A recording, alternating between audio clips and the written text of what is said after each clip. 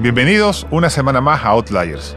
Hoy estamos aquí en el nuevo plató de Iberian Media. Y la razón por la cual hoy estamos en plató y no en el estudio de siempre es que es un episodio súper especial donde tendremos dos invitados que ya conocéis y que han estado en el podcast. Alex Payete de Picnic y Jacob Bemunan de Saffron. Hoy, más que una entrevista, va a ser una charla. Y vamos a hablar de todo lo relativo a lo que significa tener una empresa de servicios profesionales creativos. Nos cuentan qué hacen, cómo lo hacen, por qué son diferenciales, hacia dónde va esta industria, en fin. Un episodio súper interesante con dos personas potentes del ecosistema creativo español. Bienvenidos a Outliers, un podcast con conversaciones de negocios con personas atípicas. Presentado por Joseph Gelman.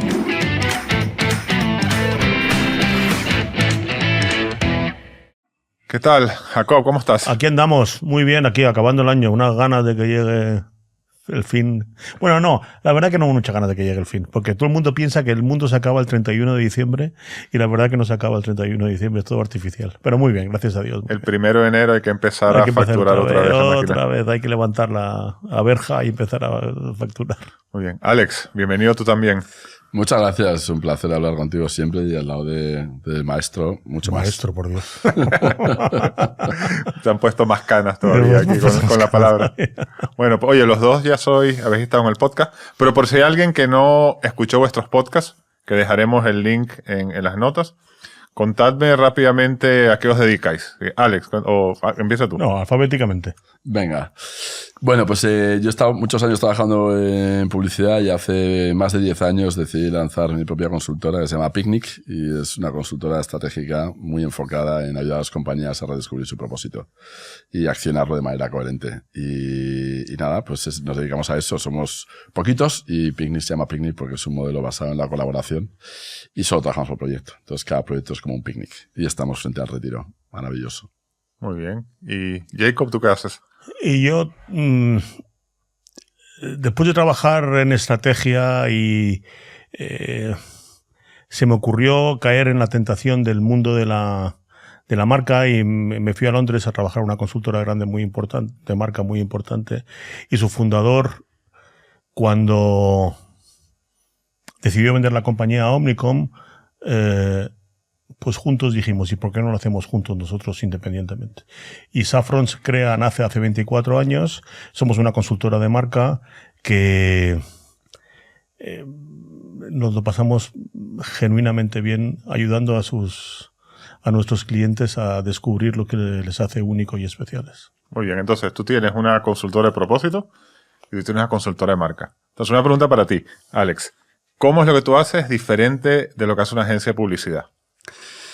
Pues mira, yo creo que la diferencia es en dos cosas, en cómo trabajamos y qué valor aportamos. En el cómo trabajamos, yo vengo de agencia de publicidad y trabajamos para empezar con mucho más tiempo, ¿no? Los tiempos en la agencia de publicidad cada vez son más cortos y como son más cortos, lamentablemente en una agencia de publicidad la estrategia tiene que ver más con el snorkel y nosotros más en el scuba dive, ¿no? Porque tienes más tiempo, básicamente, porque tienes más tiempo.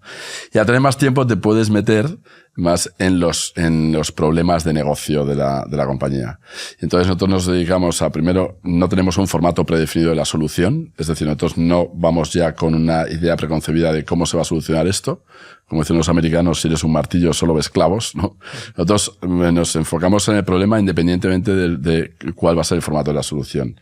Una agencia de publicidad ya va buscando el problema para el cual la comunicación es la solución, aunque no sea el problema prioritario. Entonces, la libertad de encontrar y trabajar en el problema correcto, esa es una grandísima diferencia. Entonces, ese es en el cómo. El profundizar sin una agenda por expertise. Y el valor luego que aportamos es foco y coherencia más allá de la comunicación. Normalmente el primer lugar donde se implementa es en la cultura interna, en innovación y luego sí en comunicación externa. Pero y está clara la diferencia. Entonces tú haces como toda una parte estratégica que muchas veces la agencia o se la da el cliente o si el cliente no la tiene la hace rapidito y no la cobra. Ellos cobran por las piezas de comunicación.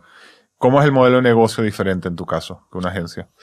Pues que nosotros no... Bueno, creo que las agencias, primero, siguen trabajando con muchas de ellas con un fee anual. Nosotros solo trabajamos por proyecto. ¿vale? Porque realmente revisitar la estrategia de una compañía pues no se hace todos los años, ¿no? Esa es una diferencia del modelo. Nosotros 100% por proyecto, nacimos 100% por proyecto, las agencias ahora están yendo a trabajar por proyecto. Y luego que nosotros no tenemos una fase de ideación y creatividad, ¿no? Es solo puramente estrategia. Y entonces todo lo que tenemos es fee de todo el talento que tenemos estratégico, pero no hacemos de intermediarios de producción de nada. Nosotros no producimos nada. Está claro. Bueno, en el otro espectro, o sea, en un espectro están las agencias de publicidad, en el otro están las consultoras estratégicas. Entonces, la misma pregunta, pero diferente. ¿Cómo es Saffron y lo que haces tú diferente de una consultora estratégica tradicional que la gente conoce?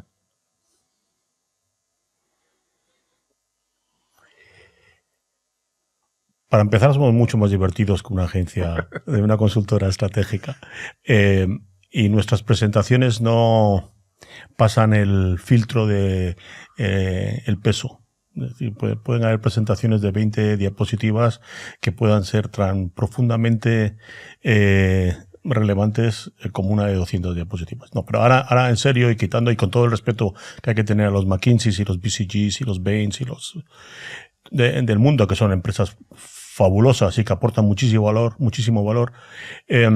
Nosotros genuinamente lo que hacemos es combinar todo lo que es el IQ que tienen estas consultoras estratégicas con el EQ, que al fin y al cabo, como dice Daniel Kahneman, una parte importante de las decisiones que tomamos tienen que ver con la psicología.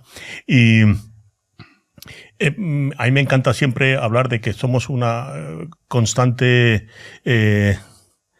máquina de usar las ideas de Kahneman y de Schumpeter, ¿no? De Creative Destruction, que es al fin y al cabo lo que te lleva a la excelencia, ¿no? Cómo combinas el EQ y el IQ para que a través de la creatividad puedas construir ideas genuinamente potentes, donde probablemente también puedan llegar un BCG o un McKinsey, pero llegan de una manera mucho más racional. Y yo creo que nosotros lo que hacemos es combinar lo racional con lo emocional de una manera bastante interesante. Me gustaría pensar que los clientes se lo pasan bien con nosotros. Yo creo que hay un tema que es que las consultoras, cada una ve el mundo a través de, como dicen, a lens, ¿no? Como dicen los americanos, que suena mejor que un lente, ¿no? Y una consultora tecnológica pues un problema estratégico y lo ve a través de la tecnología siempre. Yo creo que lo que ustedes hacen, puedes ver problemas de negocio, pero siempre los ves con un prisma, quizás es la palabra, de creatividad y de marketing. Sí. ¿No? Marketing en el sentido amplio, bueno, ¿no? Que puede ser brand, puede ser... No color. Exacto, no colores ni diseño, que bueno, que a veces es primordial, ¿no?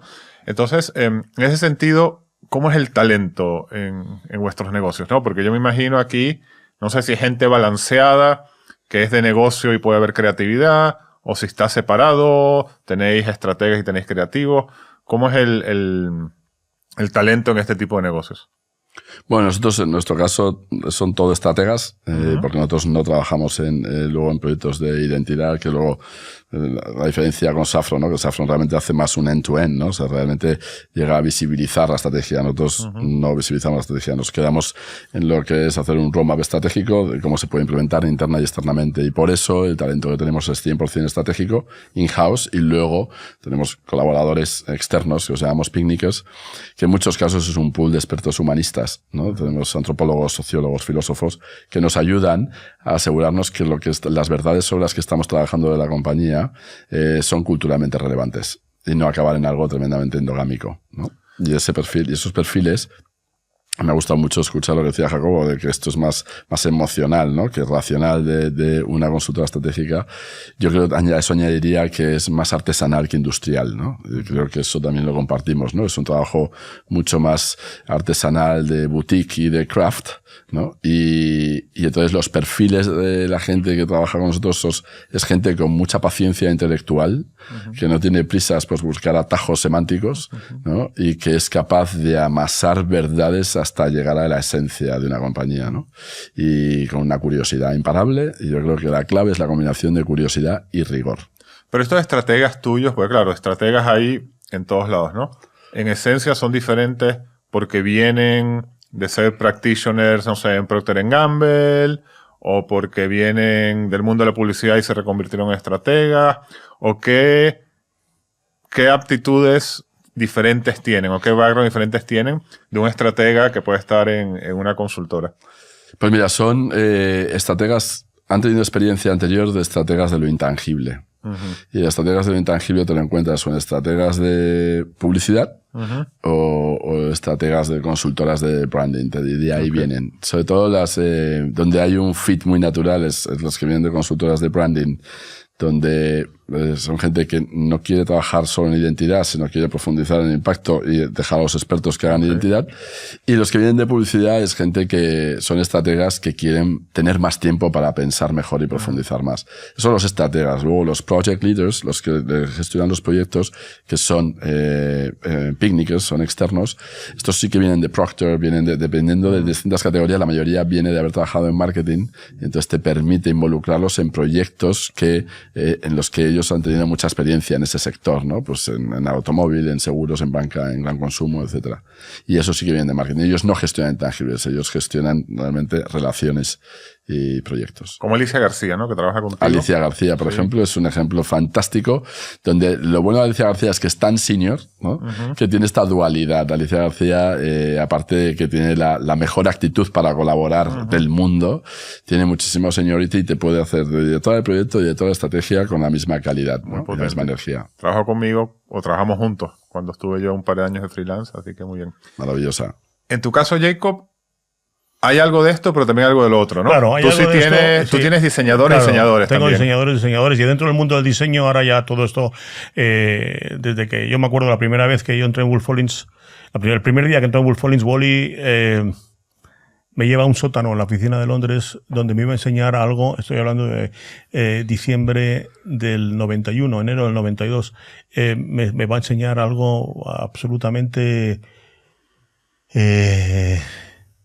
de ciencia ficción y me bajó a ver cómo se utilizaba Photoshop.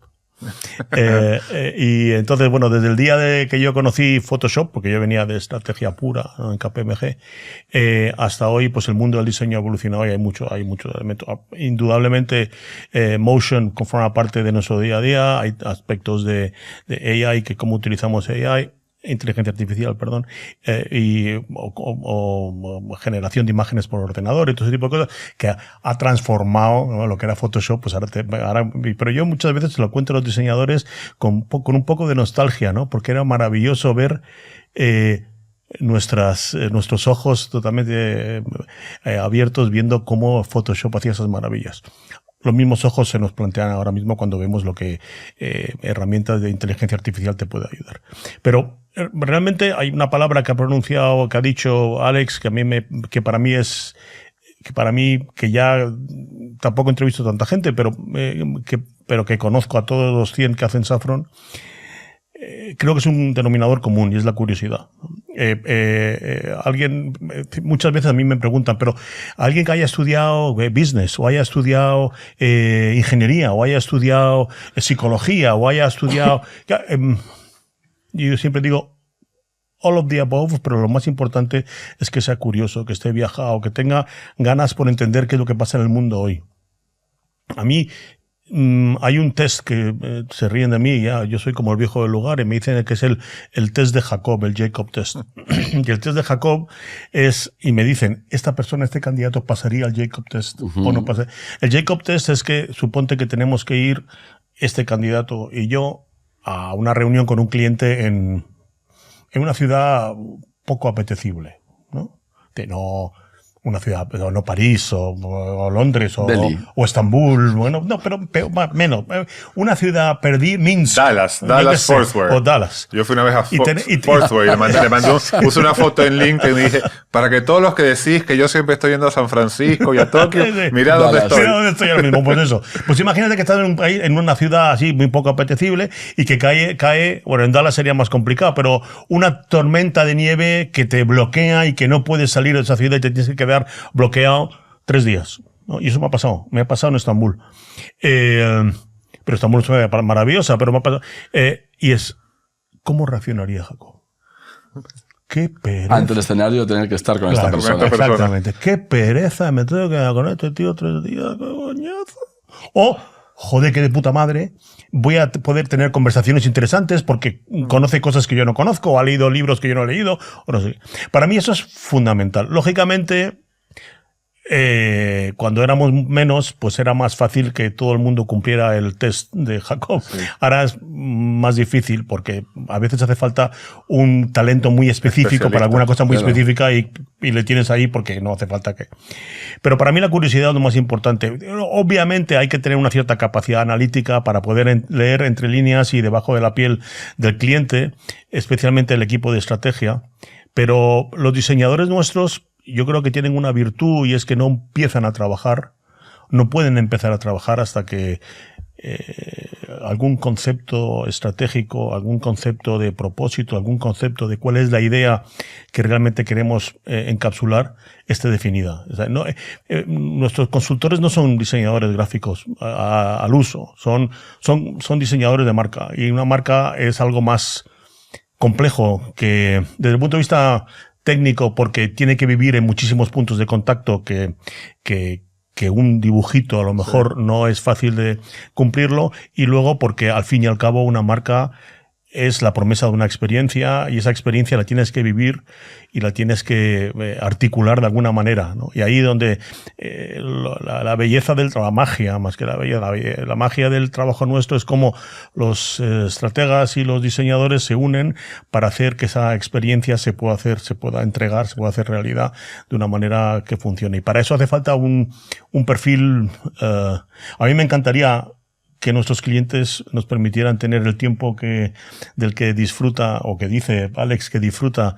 Yo no creo que ningún cliente que tenemos ahora nos va a dar ese beneficio de tú tómate tu tiempo, cuando desgraciadamente no tenemos ese lujo. Pero bueno, me da una envidia impresionante. Pero luego tienes que hacer rentable todo el tiempo. Esto que te voy a decir, que claro, pero nosotros más que tomar el tiempo sí que es un tiempo calendarizado. Claro, totalmente. Pero suficientemente largo para poder pensar y desarrollar. Exacto. Yo creo que tú también lo tienes un poco. Creo que estás flagelándote ahí. Me ha gustado el Jacob Test. Ahora que te conozco, que siempre te he admirado y que tienes bastante más sabiduría, yo hablaba del test del aeropuerto. No era tan radical como el tuyo de 3 días. Era un vuelo retrasado 3 horas. Bueno, lo mismo. Pero sí. 3 días me parece mejor, me parece más válido.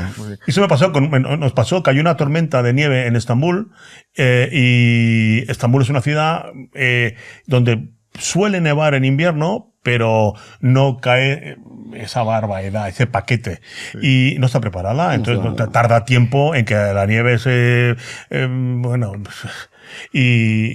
y te cierran el aeropuerto, y estaba con una consultora nuestra y la persona que llevaba la entonces oficina de Estambul, y la verdad que ella ya no trabaja con nosotros, trabaja en Adobe, y fue el Jacob Test 100%, vamos, se llevó la realidad. Ahí está, aunque Estambul es una ciudad maravillosa. Sí, pero eso siempre pasa. A mí me pasó un diciembre, tuvimos que ir a Dinamarca. Sí. En Dinamarca sabéis que todas las empresas están en sitios rurales, no están en Copenhague. Sí. Y era invierno, aparte yo iba con 2 del equipo y iban ellos medio mosqueados porque se iban a perder la fiesta de Navidad, pero teníamos que ir.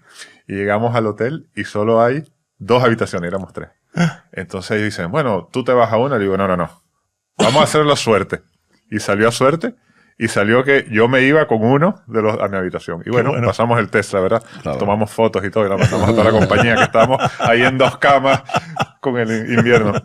Un tema, solo dejar claro, en tu caso, bueno, el tuyo también cuando incorpora diseñadores, pero sobre todo en el tuyo, yo creo que es interesante dejar claro que esto no es un proceso que los estrategas hacen algo y después los diseñadores lo cogen, sino que trabajan desde el principio. Desde el primer momento hay diseñadores en el proyecto, en las fases que llamamos de inmersión, sí, o de descubrimiento. Desde el primer momento tienen que estar, porque es la única forma de realmente crecer con el desarrollo de esa estrategia, de ese propósito, de ese concepto, ¿no?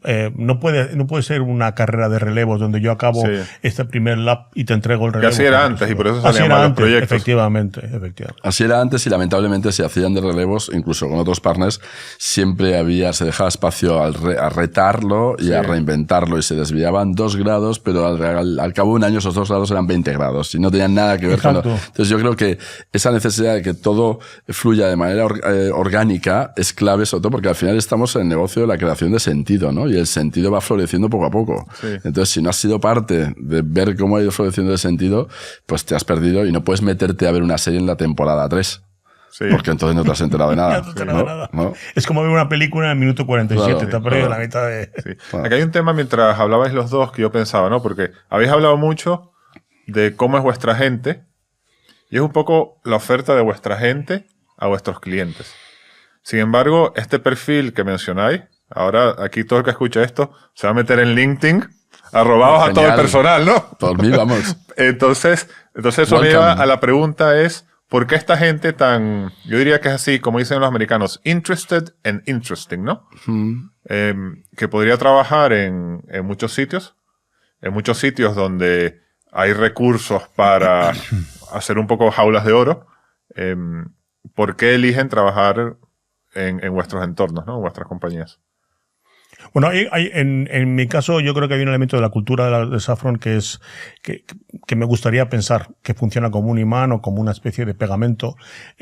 A pesar de que tengamos un tercio de nuestra gente en Londres, un equipo pequeño en Viena, un pequeñito equipo en Tokio y un equipo bastante importante en Madrid, no funcionamos como funcionan la mayoría de las compañías que tienen muchas oficinas. Trabajamos como uno. Trabajamos como si viviéramos en un piso, en el segundo, en el tercero y en el quinto. Y eso hace que hay un sentido de pertenencia, independientemente de donde vivas, que te hace genuinamente sentirte que trabajas en un sitio. Tenemos una cuenta de resultados y hablamos de un objetivo y hablamos de un resultado y hablamos de un proyecto, el proyecto de empresa, y todos los clientes están servidos por por personas que vienen de varias oficinas. Eso tiene un impacto importante en la cultura que hace que tengas, que si tienes la ambición de conocer mundos, tienes la ambición de trabajar hablar esta mañana con uno que se dedica a esta industria y trabaja en esta geografía, y por la tarde con otra empresa que trabaja en esta otra geografía y con ese tipo pues se hace genuinamente atractivo, porque en esa misma conversación puede haber gente que tú conoces muy bien, pero que vive en Viena, que vive en Estambul o que vive en Londres, ¿no? Yo creo que hay un elemento importante que es la cultura, con el que te reconozco que cada vez luchamos más, porque las nuevas generaciones son menos enamoradizas de una cultura especial, ¿no? Hay un reto ahí muy importante que estamos intentando sortear, que creo que lo estamos sorteando con cierto éxito, pero es muy difícil. Nosotros tenemos gente desde 22 hasta 63. El de 63 está aquí delante. Y de 22 o 23, recién graduados, recién han acabado la carrera. Bueno, de hecho tenemos algún intern que todavía está estudiando la carrera. Y evidentemente gestionar 40 años de diferencia no es fácil, porque los intereses de la persona o las motivaciones de la persona incluso la forma de trabajar de esta persona pues varía mucho, si tienes 40, si tienes 20, o si tienes 53 o tienes 31. Y eso es el gran reto que tenemos ahora mismo. Pero yo diría que para nosotros el pegamento y lo que hace que la gente siga y que la rotación media pues sea de un 4 o un 5%, la mayoría de ellos que pasan a clientes no se van a otra consultora. Yo creo que es por la cultura. Me gustaría creerme que es por la cultura. Sí, en nuestro caso también el pegamento está en el cómo, que es la cultura, pero también en el qué, que es el tipo de impacto que haces con el trabajo que puedes hacer en un lugar como Picnic, ¿no? Creo que el impacto y la cultura son dos grandes fuentes de fidelización, donde estar en un sitio donde puedes generar un tipo de impacto que quizá en otros sitios es más difícil, y en nuestro caso el impacto tiene que ver con ayudar a que las compañías se den cuenta de todo el potencial que tienen de aportar valor, ¿no? Pues esto, ver el impacto que tienes en los líderes, en las organizaciones, eso es muy adictivo. Y además también el nivel de interlocución, ¿no? Que tienes un nivel de interlocución más elevado que a lo mejor en una agencia, ¿no? Que ver la capacidad de influencia que tienes y en un entorno que te permite ser tú y un entorno que te permite honrar tu propio don. Creo que cuando eso sucede es la combinación mágica para que nadie se plantee marcharse, a no ser que, obviamente, luego la gente tiene etapas vitales, necesidades económicas y que uno pues no... Pero uno puede fidelizar con lo que mejor sabe hacer, ¿no? Yo creo que es interesante porque el trabajo de vuestro entorno, que muchos años fue también el trabajo de mi entorno, es muy interesante. Creo que eso es algo que habéis dicho, pero yo creo que afianzarlo. O sea, que los proyectos son interesantes. O sea, cuando tú tienes un proyecto de ir a una compañía petrolera y decir, oye, ¿cómo hago? Porque estoy en una industria contaminante, y cómo mitigo eso, y cómo lo cuento, y qué significa. O sea, es un proyecto interesante. O cuando tienes que hacer un rebranding, que puedes ir desde crear la estrategia hasta el naming y la identidad visual. O sea, son proyectos interesantes y apasionantes, ¿no? No, Entonces, no. ¿Ah? ¿No? Pero no todos. Bueno, claro. Tenemos que ser realistas, y lo digo eso para el que se va a meter en LinkedIn para llevarse a la gente nuestra, que sepa que también sepa que algún proyecto, no todos los clientes son maravillosos, no todos los clientes son inmensos, no todos los clientes son, también hay algún marrón que otro, que bueno, pero que así es la vida. Es que la vida no todo es champán y rosas, ¿no? Pero también es importante ser conscientes que a veces es más complicado. Sí, no, yo creo que lo más enriquecedor, porque efectivamente luego te encuentras nudos muy difíciles de desatar, Sí, muy bien pero creo que lo que sí que lo hace interesante y enriquecedor es el viaje de la búsqueda de verdades. O sea, cuando es la experiencia, casi es una experiencia casi arqueológica para encontrar Me encanta verdades. estar con Alex porque formula las ideas de una manera tan maravillosa que me deja a mí como a nivel del te va a contratar. Que va. Hacemos buen tándem. Pero eso, que digo, o sea, y hay una experiencia arqueológica a veces, porque tienes que profundizar mucho para encontrar una verdad que merezca ser valorada. Pero también es la experiencia terapéutica que haces con una compañía. Cuando les ves el viaje transformador que viven en 3 meses, de repente ser muy escépticos con este viaje, se entregan y de repente empiezan a descubrir verdades muy obvias, pero que también son reveladoras. O sea, cuando no estamos buscando originalidad, estamos buscando verdades. Relevancia, más que diferenciación. Eso es un punto esencial, yo creo. Sí. Para nuestro trabajo no siempre es voy a crear algo, voy a innovar, te voy a proponer. Lo fundamental, el genuino reto que tenemos en compañías como Picnic o como Saffron es un reto de descubrimiento, de descubrir cuál es la verdad, cuál es tu verdad. Y luego articular esa verdad. Y muchas veces esa verdad duele. Y al cliente no le gusta verse en el espejo. Y tú tienes que tener el coraje, tienes que tener la valentía de tener que decirle a alguien normalmente muy importante y desde luego mucho más importante que tú y con mucho más poder que tú, esas verdades, ¿no? Y esas verdades que él a veces está dispuesto a evolucionar hacia un mundo que puede ser más atractivo para su organización, o a veces que se quiere quedar. Lo genuinamente, para mí, lo genuinamente fascinante de verdad que tiene nuestro trabajo es que, imagino que en tu caso también, pero la razón por la cual un cliente te llama, o te considera más que te llama, es porque está en un momento de cambio. Y el cambio es algo tremendamente cualquier momento de cambio es algo que te emociona, porque las cosas no van a seguir siendo como eran ahora. Tú te has convencido de que estás, o por decisión propia o forzado por el entorno, que hay que cambiar, o te están forzando a cambiar. Y ser un agente, estoy exagerando al decir soy un catalizador en ese cambio, pero formar parte de los agentes que acaban siendo catalizadores en ese cambio es absolutamente fascinante. Y porque creas impacto, como has dicho tú antes. Y estar a mí me pregunto, ¿pero cuáles son vuestras industrias? ¿Dónde tienes más experiencia? Yo tengo experiencia en cambio, mucho más que en la automoción, en energía, en telecomunicaciones. ¿Qué ocurre? Que las industrias donde hay más cambio es donde más experiencia tiene. Pues ahora tenemos mucha experiencia en energía porque hay mucho cambio en energía. Hace 20 años era telecomunicaciones porque había mucho cambio en telecomunicaciones. Es decir, resulta que donde hay más cambio es donde más experiencia tienes. Pero lo genuinamente interesante, en mi opinión, ¿no? Y lo que a mí me atrajo hace ya 30 y tantos años de esta industria es que estás en conversaciones donde el cambio es fundamental, ¿no? Y para mí, yo recuerdo una conversación, yo tuve la suerte de que Wally me metió debajo de su ala, me acogió en un proyecto que acababa de encargar Ratan Tata. Ratan Tata le acababan de hacer chairman de Tata, Ratan ya que acaba de morir, en el año 90 y tantos, ¿no? Y estar en alguna conversación con Ratan Tata contándote Tata es una compañía legendaria en India. Sí, para el que no conoce, Tata es la compañía hindú, tipo conglomerado que hace coches y tiene una empresa también de tecnología, pues hace de todo. Hace de todo. Desde una línea, acaba de comprar en India, bueno, todo.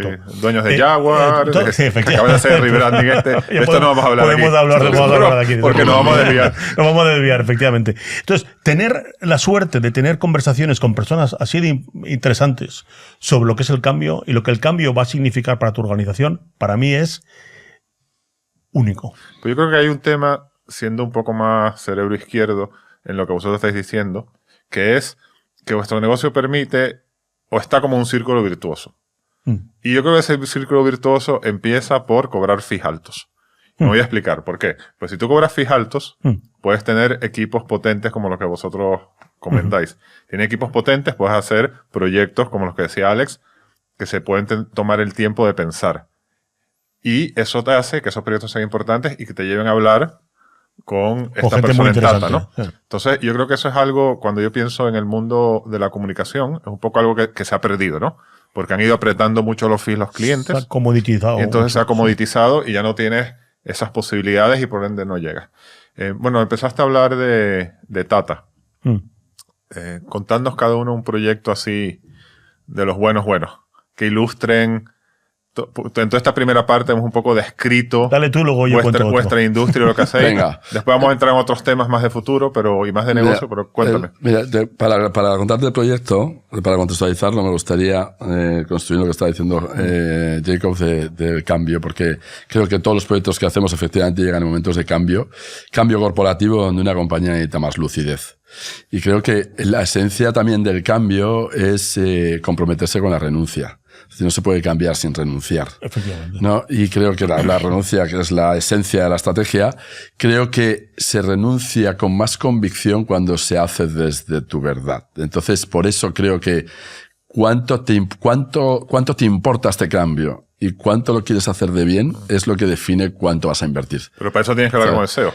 Para eso no puedes hablar con un middle manager porque es el que más puede renunciar. Que dice, yo lo que quiero es cambiar el logo. Lo que quiero es una frase que me ayude en no sé qué. Para eso tienes que poder estar ahí arriba. Pero la gente se atreve más cuando el cambio es coherente. Y para que sea coherente, tiene que estar anclado en verdades donde uno se sienta cómodo de sacar pecho. Porque los buenos cambios conllevan valentía, ¿no? Entonces, todos los proyectos, la mayoría de los proyectos, porque como bien dice Jacobo, hay algunos que no son así, pero uno reciente que hayamos hecho que creo que lo ilustra, ¿no? Nosotros trabajamos desde hace mucho tiempo con Telefónica, donde una vez más nosotros trabajamos con Telefónica y ha sido y nos hemos encontrado ahí, pero Telefónica afrontaba el centenario en el 2024. Nosotros llevamos más de 4 años trabajando con ellos, conocemos bien la casa y a pesar de no ser una marca comercial, porque es una marca institucional, excepto en B2B donde sí es comercial, pero todas las marcas comerciales son O2, Vivo, Movistar. Telefónica necesitaba recuperar el liderazgo emocional que estaba perdiendo y luego ser relevante para las generaciones jóvenes. Y el centenario era una oportunidad maravillosa. Gracias a Telefónica hemos descubierto que los grandes aniversarios son una grandísima oportunidad para reactivar el liderazgo de una marca. Porque cumplir años primero es naturalmente positivo, ¿no? Y te da licencia social para tener un optimismo con fundamento en base a lo que has vivido, ¿no? Bueno, pues había que dotar de sentido, porque hicimos un estudio con Ipsos muy interesante y descubrimos que en la sociedad española no todo el mundo se acuerda de cuando una compañía ha cumplido años, pero los pocos que se acuerdan, como no han sido dotados de sentido, piensan que simplemente es una compañía vieja, sólida y que le aporta seguridad, pero ya está. Entonces, ¿cómo podíamos aprovechar esta oportunidad? Era dotando de sentido a los 100 años de Telefónica, ¿no? Y el trabajo fue fantástico. De tanto trabajamos con Rafael Fernández de Alarcón. Otro outlier que ha pasado por acá, le mandamos saludos. Grandísimo. Genial persona, además. Sí. Pero una nobleza y una profesionalidad total. espectacular. De los mejores profesionales con los que he trabajado, y no lo digo porque puede estar escuchando, es porque es verdad, ¿no? El nivel de claridad.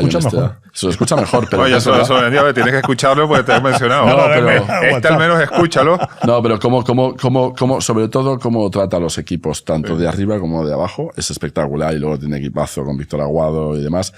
Y ellos han tomado la bandera de hacerse cargo de la coherencia de un centenario, donde hay tanta gente opinando, es un hito tan grande. Bueno, pues conseguimos trabajar juntos y con un ecosistema de agencias como Rosas y como Accenture Song, sobre dotar de sentido con utilizar el centenario no como un espejo, sino como un trampolín. Hablar de nuestro pasado para impulsarnos al futuro de manera ilusionante y generosa, no egocéntrica y estática. Entonces, con un sentido que era muy bonito, que se sintetizaba una palabra que era imaginémonos. Y era, si en los últimos 100 años hemos sido capaces de hacer todo esto con la tecnología tan básica que teníamos, imaginémonos lo que vamos a ser capaces de hacer con todo lo que viene. Y fue una oportunidad de actualizar el sentido de su propósito que ya tenían. Telefónica tiene un propósito desde hace muchos años, que es hacer nuestro mundo más humano conectando la vida de las personas. Pero esta era la oportunidad de demostrarlo de manera tangible. Y no solo se ha hecho con comunicación, se han hecho experiencias internas y externas. Ha generado un orgullo de pertenencia espectacular en Telefónica, tanto de antiguos empleados como empleados actuales. Y ha sido como aquellos proyectos mágicos donde el sentido unificador, ¿no?, troncal, que se le da a un hito como un centenario, cala por diferentes razones interna y externamente, ¿no? Y se abraza como no esperábamos, ¿no? Y de hecho, pues continuará ahora. Aquí prácticamente, pues tú estabas aquí en la parte más alta, ¿no? O sea, el propósito, un poco la estrategia, hacia dónde tiene que ir. Pero aquí estabas trabajando con otras agencias, claro, que me imagino algunas de las Accenture son, etcétera, etcétera, que hacían las comunicaciones. Sí, así es. Habría alguna que haría de PR o de eventos que haría las activaciones. Y luego la agencia in-house también de Telefónica tiene un equipazo también. Entonces, aquí el reto es que lo que tú hagas, como que lo interpreten, pero lo respeten y que no digan, no, esto... y vayan por otro lado. ¿Cómo se logra eso? Se logra primero, no siendo amenaza de ningún talento, donde te ven como un aliado, porque les vas a aportar foco y coherencia. 1, 2, dando libertad dentro de un marco. Es decir, yo he dibujado la cancha, pero no la jugada. La jugada la hacéis vosotros, porque para eso está el talento. Y dejando muy claro que nosotros llegamos hasta la lógica y que ellos ponen la magia, ¿no? Y esa colaboración surge de verdad cuando todo el mundo entiende el mismo sentido y cada uno puede llevarlo a cabo y expresarlo en su área de expertise. Y les dejas hacer, y lo único que tienes que hacer es básicamente ser como un guardián de la coherencia o un poquito de director de orquesta sin atreverte a tocar ningún instrumento. Y eso solo se puede hacer desde un lugar en el que no implementas. Nosotros no implementamos, con lo cual nadie nos considera amenaza, ni juez ni parte. Pues básicamente somos un aliado, ¿no? Okay. Jacob, no sé cuál me vas a contar, pero tú has estado ya 2 veces. Entonces, el de Orange, que es buenísimo, no lo puedes contar. Allá hay una frase que dice, "Do you want to call my brand Orange?" Todo el mundo se acuerda de esto. Y el de Meta tampoco. Bueno, pues te voy a contar. ¿Qué me vas a contar? El de YouTube. Ah, pues muy bien. YouTube nos invita a un concurso porque tiene un problema que es muy sencillo de explicar, pero muy difícil de resolver. ¿Cómo gestionas una plataforma donde se suben 100.000 horas de vídeo al día? Entonces, ahora probablemente se subirán 400.000 o 500.000 horas de vídeo al día. En ese momento se subían 100.000 horas de vídeo al día, y yo, que soy ingeniero, recuerdo en ese momento cuando nos estaban dando el brief del concurso, me acordé de mi clase de termodinámica y de la segunda ley de termodinámica, que es la ley de entropía, que establece que en un entorno en constante expansión, el caos es inevitable. Eso es una ley de la naturaleza. O sea, no se puede cambiar. A no ser que seas Dios. Ni YouTube es Dios, ni nosotros somos Dios, ni ninguno. Entonces estamos, el reto que te hacen el reto que te ofrecen es: resuelve la entropía en mi negocio. Porque al fin y al cabo lo que querían era, nos presentaban, mira, esto es YouTube. Y mi reacción al equipo fue: pero es que esto es como un vómito. Y la CMO de YouTube me mira como si hubiera hecho la peor blasfemia de la historia. Y entonces el Head of Design y no sé qué, luego dice: Jacob, eres la única persona que ha tenido los huevos de decir exactamente lo que nos pasa. Esto era el pitch. Y porque el reto era cómo ponemos orden en este caos. Y lo habían intentado 3 veces ya. Esta era la 4ª vez que lo intentaban con otro tipo de consultoras. En un proyecto de arquitectura, en un proyecto de cómo resolver, y luego, por supuesto, cómo se podía expresar esto visualmente. Entonces, lo que le dijimos es que antes de poder resolver esto tenemos que saber qué es lo que es YouTube y cómo te defines. Y tengo que reconocer que los primeros, por supuesto, vas a San Bruno, estás haciendo entrevistas, conoces a gente, no sé, fascinante. Recuerdo que cuando ganamos este pitch, yo estaba en Viena, en el aeropuerto, y me llama una colega y me puse a llorar en el aeropuerto. Porque para nosotros era que hemos ganado YouTube. Nosotros, que somos una cagadita de pollo. ¿Esto fue antes o después de Meta? Antes, como 5 años antes de Meta. 4 años. Eso fue en el 2015 y Meta fue en el 19. Facebook nos llaman al 19. Y después de darle un par de vueltas, que no encontrábamos cómo resolver algo, el tema de la entropía, alguien en el equipo tuvo una idea feliz, y la idea feliz es: ¿por qué no enfocábamos a YouTube y utilizábamos nuestra experiencia en place branding? Nosotros, además de trabajar con instituciones o con compañías, trabajamos con países, con ciudades, con tal. Y las ciudades, todas las ciudades destino, todos los destinos tienen muchas cosas en común. Hay un tipo de navegación que es, si vas a Nueva York y ves las señales de tráfico son todas iguales. Hay unos monumentos que siguen ahí, pero la realidad es que los barrios cambian y son dinámicos. La ciudad es lo fabuloso de la ciudad. Una ciudad está viva, y es que vas a una ciudad a la visita, vuelves en función de la ciudad, pues ponte 5 años después y dices: pero si esto no era eso. Y entonces enfocamos nuestra forma de ver place branding a YouTube y definimos YouTube como un destino. Como like a place, ¿no?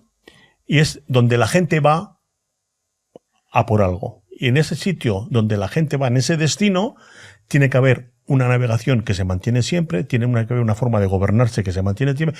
Habrá unos barrios que son emblemáticos y donde siempre, que van a estar siempre, pero habrá otras zonas que se reinventarán.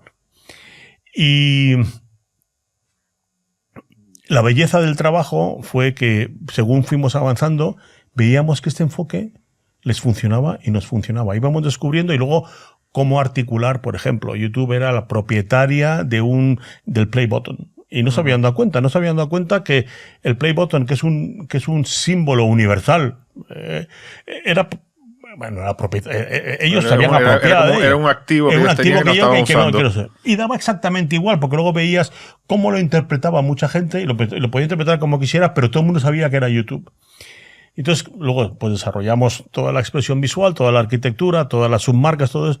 Y después de 2 años de trabajo fue precioso ver. La verdad que trabajamos mucho con Susan Wojcicki, que murió este año también. Hoy he nombrado a 2 clientes que han muerto, a Ratan Tata y a Susan Buchique. Susan demasiado joven. Sí, salió hace poco, fue hace nada, ¿no? Que murió. Se hace muy poco. Antes salió, yo lo vi en LinkedIn, sí. Una pena. Sí. Una señora súper interesante.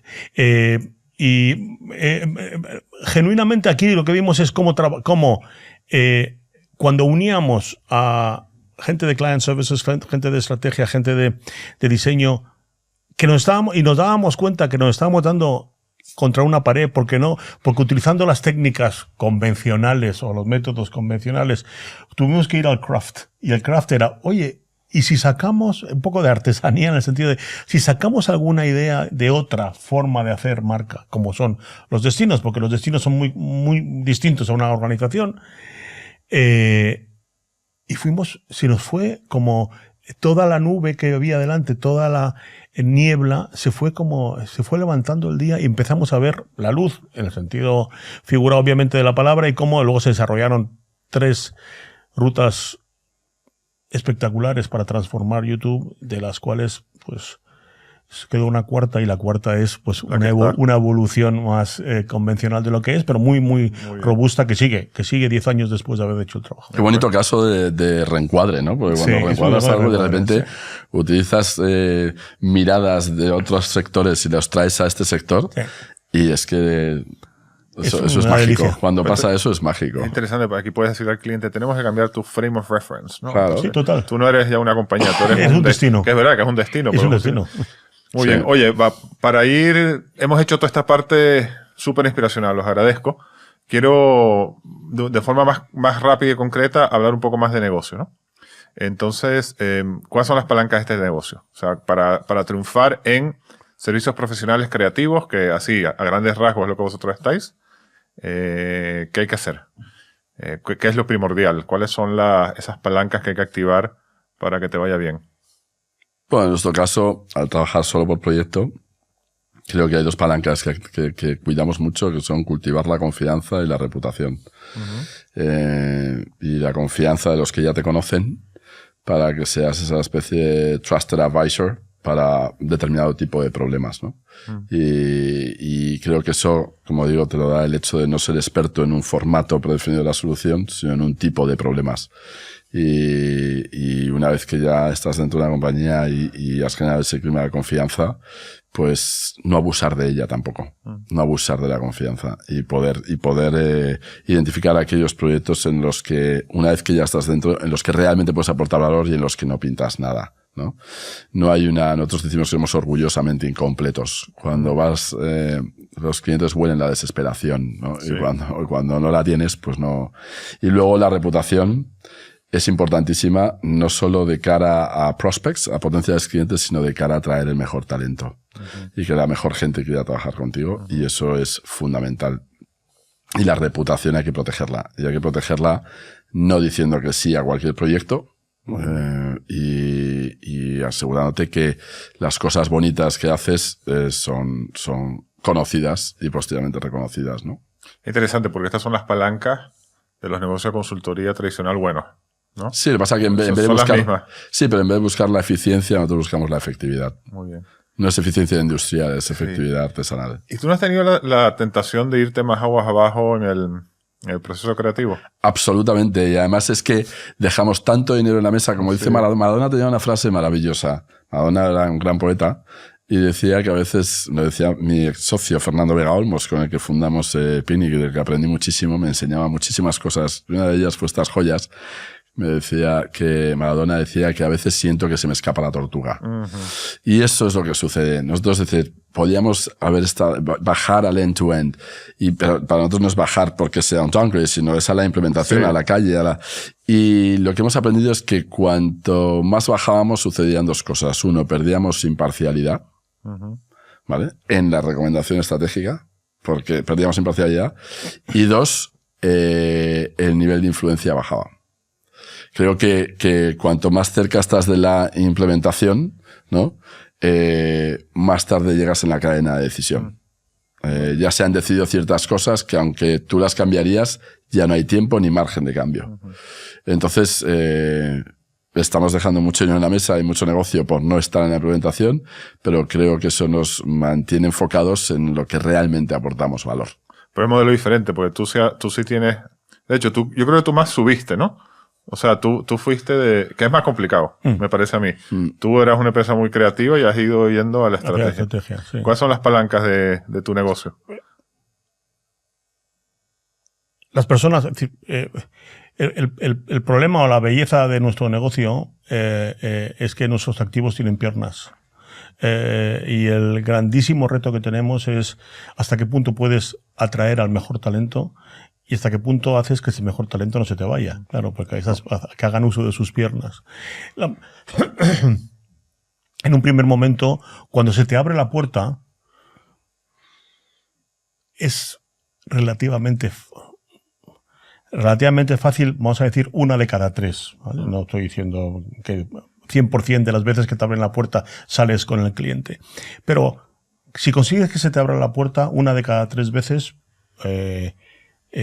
salimos con el cliente. Y esto es gracias a las personas. Y las personas tenemos que tener un cuidado exquisito en que esas personas cumplan y que sean, más allá, por supuesto, de valores higiénicos como la honradez y la nobleza y toda una serie de valores que son esenciales para nosotros en casa, pero también tiene que tener ese elemento de pues, conocimiento, curiosidad, creatividad, poder tener conversaciones con los...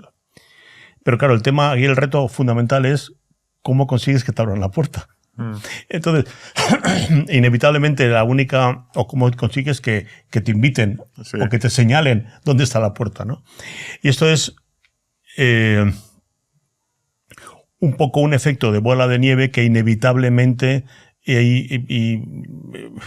no puede dejar de parar. Por eso el concepto de crecimiento, el concepto de una máquina que está moviendo sigue ahí todo el tiempo y es cómo mantienes el fuego enseñándole al mundo tu último trabajo. En esta industria, en esa otra industria, en esa otra industria y donde ha habido un cambio particular, esta empresa que ha sido particular. Y ese reto que no es evidente porque cada vez hay mucho más ruido, cada vez la gente tiene menos tiempo de atención, es donde, en mi opinión, te juegas o te bates el cobre, ¿no? Y es porque y luego hay un tema para mí fundamental y es, yo el otro día hablaba con una persona que está del otro lado de la mesa y le decía ¿qué coñazo tiene que ser decidir con quién vas a trabajar? Porque cuando tú convocas un concurso y pides que 3 agencias te vengan a presentar, el 98% de lo que va a presentar cada una de las agencias es exactamente lo mismo. Porque tampoco esto no es neurocirugía, ¿no?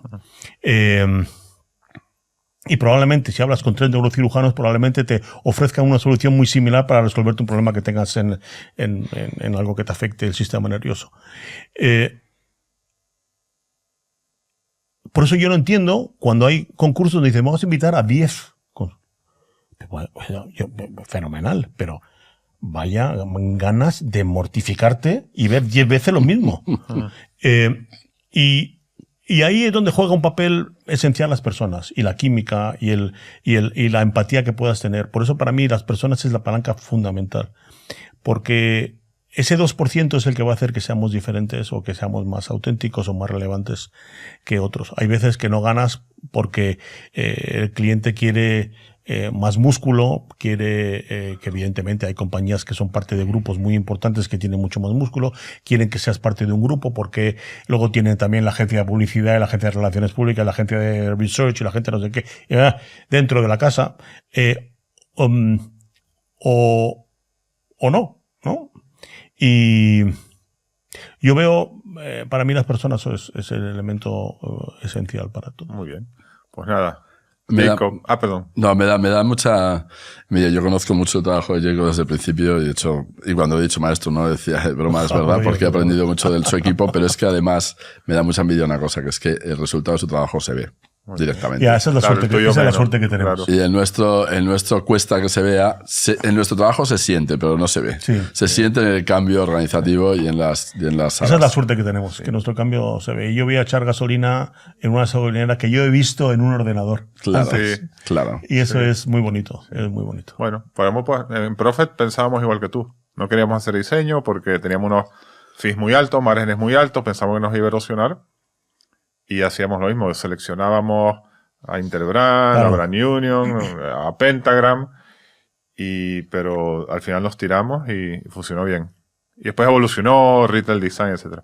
Oye, pues muchas gracias por venir por segunda vez, Alex. Un placer siempre hablar contigo. Me gusta mucho, además, porque es una conversación, no es una entrevista. Exacto. Me encanta hablar contigo, que tú estás en este lado también. ¿no? Muy bien. Tú Sí, estás sí. en este lado. Así es. A lo mejor Mira, a lo mejor somos una tradición y haremos uno cada diciembre. Pues Bueno, se me quedaron, nada. quería hablar de escalado. Maravilloso. Pero bueno, ya lo dejamos para la próxima. Gracias por venir. Un placer. Y Jacob también por venir por tercera vez. Te has venido 3 veces, creo que Pero es te el voy a único. agradecer que se haya guardado las preguntas difíciles para la próxima vez. Y tenemos un año para preparar la respuesta. Totalmente. Esas, bueno, a lo mejor cambia la respuesta en un año. Y a lo ¿no? mejor También, cambia la ¿no? respuesta, A lo por mejor cambia la supuesto. Sí, respuesta. sí. Sí. Pero gracias, Joseph y Alex. Pues, un un placer, placer. como siempre, estar con vosotros. Pues nada, dame una reflexión final de todo lo que hemos hablado, de lo que ha sido para vosotros esta carrera ya larga en servicios profesionales creativos. Una reflexión. Sí. Yo creo que vienen años muy buenos para lo que hacemos nosotros, porque los problemas cambian por minuto. Y creo que la agilidad, el no tener que estar encorsetado, desde la independencia, no tener que rendir cuentas a un headquarter accionista que nadie conoce, la independencia y la curiosidad con rigor es justamente lo que necesita el caos al que nos vamos a enfrentar de problemas. Muy bien. Jacob.